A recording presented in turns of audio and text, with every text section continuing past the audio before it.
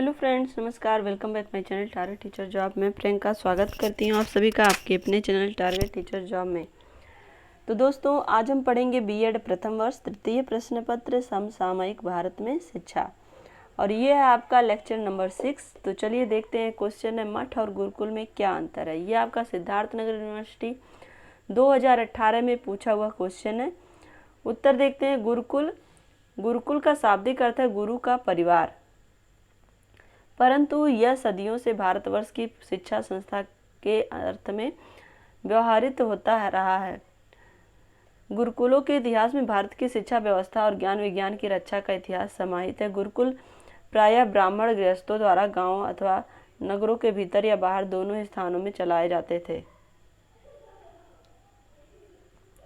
यहाँ पर हम देखते हैं, जो गुरुकुल था वो ब्राह्मण गृहस्थ आश्रम में जो शिक्षा देते थे, जो गुरु होते थे वो गुरुकुल आश्रम को चलाते थे। तो यहाँ पर जो छात्र होते थे उस समय वो अपने घरों से ब्रह्मचर्य का पालन करते हुए जा कर के गुरुकुल आश्रम में रहकर ही शिक्षा लेते थे, और वहाँ पर गुरु माता गुरु की सेवा करते थे और साथ ही साथ शिक्षा ग्रहण करते थे, भिक्षाटन करते थे। और जो बहुत ही ब्रह्मचर्य जीवन का पालन करते हुए, जो कि बहुत कठोर नियम थे उसके, कि वहाँ पर आपको भिक्षा लेनी है और जो भी भिक्षा मिलती है उसी में ही आपको खाना है। तो ये सारे नियम बहुत ही टफ थे। गृहस्थ विज्ञान और कभी कभी वानप्रस्थी भी दूर दूर से शिक्षार्थियों को आकृष्ट करते और अपने परिवार में और अपने साथ रहकर अनेक वर्षों तक उन्हें शिक्षा देते थे। गुरुकुल प्रणाली की बात यहाँ हो रही है। पर पुरस्कार स्वरूप ब्रह्मचारी बालक या तो अपनी सेवाएं गुरु और उसके परिवार को अर्पित करता था। उपहार दीक्षा के बाद ही दक्षिणा स्वरूप दिए जाते, और गुरु विद्यादान प्रारंभ करने के पूर्व न तो आगंतुक छात्रों से कुछ मांगता और न ही उनके बिना किसी छात्र को अपने द्वार से लौटाता ही था। यहाँ पर हम देखेंगे कि जब शिक्षा प्राप्त हो जाती थी तो वहाँ पर गुरु दक्षिणा के रूप में जो भी गुरु को शिष्य के द्वारा दिया जाता था वो गुरु के द्वारा स्वीकार किया जाता था। और जब शिक्षा यहाँ पर जब भी कोई बालक शिक्षा ग्रहण करने आता था तो गुरु के द्वारा उसे शिक्षा दी जाती थी, और कोई भी शुल्क नहीं मांगा जाता था छात्र से, और बिना कुछ मांगे ही वहाँ पर शिक्षा दी जाती थी। गुरुकुल में सभी प्रकार के शस्त्र और विज्ञान पढ़ाए जाते, और शिक्षा पूर्ण हो जाने पर गुरु शिष्य की परीक्षा लेता, दीक्षा देता और समावर्तन संस्कार संपन्न कर उसे अपने परिवार को भेजता था।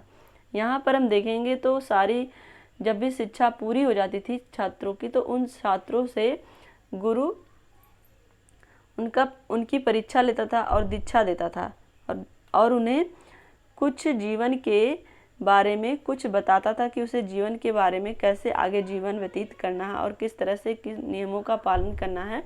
ये सारी चीज़ें गुरु के द्वारा बताई जाती थी, और समावर्तन संस्कार कर उसे अपने परिवार में भेज दिया जाता था।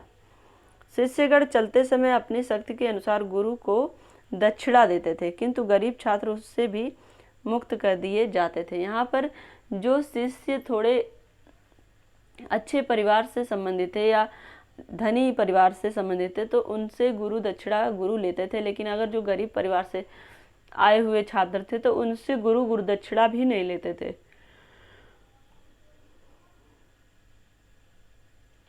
ये तो हो गई गुरुकुल की बात। अब हम देखते हैं मठ क्या है।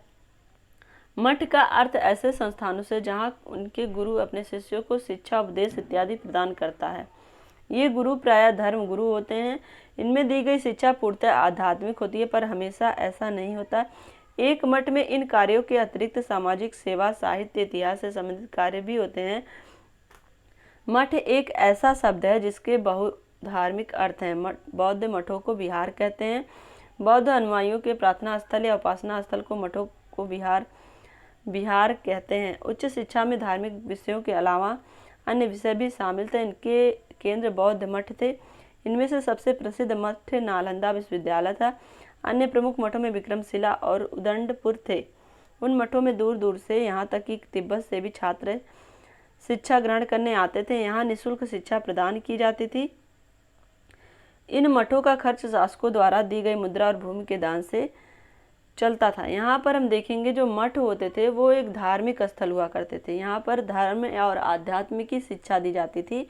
तो मठों में जो मठ, अक्सर मठ उन्हें हम कहते हैं जो बौद्ध धर्म से संबंधित होते थे, जो और बौद्ध धर्म की शिक्षा जो देते थे, वही मठ विहार के रूप में भी, जिनको विहार के नाम से भी जाना जाता था, जो मठ होते थे उनको विहार के नाम से भी जाना जाता था।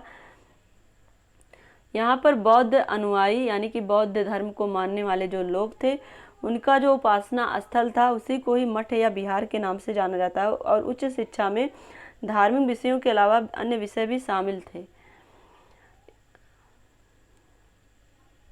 और इनके जो केंद्र थे वो बौद्ध मठ थे। मतलब यहाँ पर जो शिक्षा दी जाती थी मठों में, धर्म की या अध्यात्म की और सामाजिक सेवा और साहित्यिक इस तरह के विषय भी वहाँ पर थे। तो इनके माध्यम से हम देखेंगे जो बहुत ही प्रसिद्ध मठ हुए हैं देश में। नालंदा विश्वविद्यालय या विक्रमशिला, उदंडपुर, यहाँ पर दूर दूर से मठों में अध्ययन करने छात्र आते थे। यहाँ तक कि विदेश यानी कि विदेशों से भी छात्र यहाँ पर शिक्षा ग्रहण करने आते थे।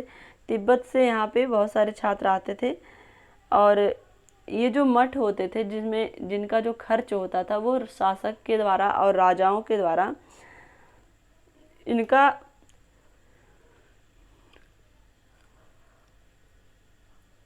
हम देखेंगे जो मठ होते थे इनका जो खर्च होता था वो शासक के द्वारा दान की गई भूमि और धन से चलता था। तो यहाँ पर हम देखेंगे जो मठ हैं वो मठ मुख्यतः बौद्ध धर्म से रिलेटेड है, जबकि जो गुरुकुल है वो किसी पर्टिकुलर धर्म से नहीं बल्कि यहाँ पर शिक्षा दी जाती है आश्रम में रह करके ही। और जो यहाँ पे गुरु के जो आश्रम होते थे उस समय गुरु ही शिक्षा का, जो गुरुकुल होते थे वो शिक्षा का मेन केंद्र होते थे, जबकि गुरुकुल किसी शासक के अधीन नहीं होते थे। गुरु अपनी इच्छा से गुरुकुल को चला सकता था। और साथ ही यहाँ पर गुरुकुल को चलाने के लिए भिक्षाटन किया जाता था जो वहाँ के छात्र थे। और साथ ही जो वहाँ की कृषि भूमि थी उसके द्वारा कुछ उपज होती थी। और जो धनी वर्ग थे उनके द्वारा दी गई दान वगैरह से गुरुकुल चलता था। लेकिन अगर हम बात करें बौद्ध मठों की, तो बौद्ध मठ जो थे वो राजा के दी गई दान की वस्तु और भूमि से यहाँ के खर्चे चलते थे। तो इस तरह से हम कह सकते हैं कि दोनों में अंतर है, क्योंकि जो मठ हुआ करते थे वो बौद्ध धर्म से रिलेटेड थे, जबकि यहाँ पे और जो गुरुकुल होते थे गुरुकुलों में